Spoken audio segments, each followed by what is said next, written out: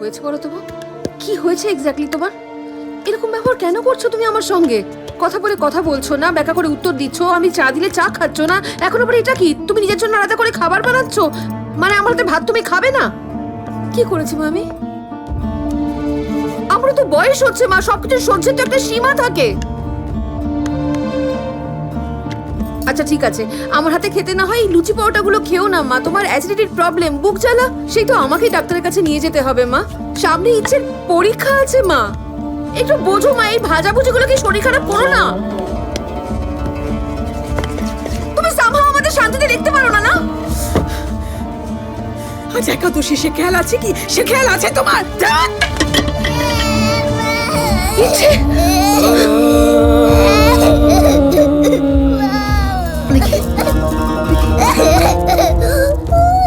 ডাক্তারের কাছে যেতে হবে।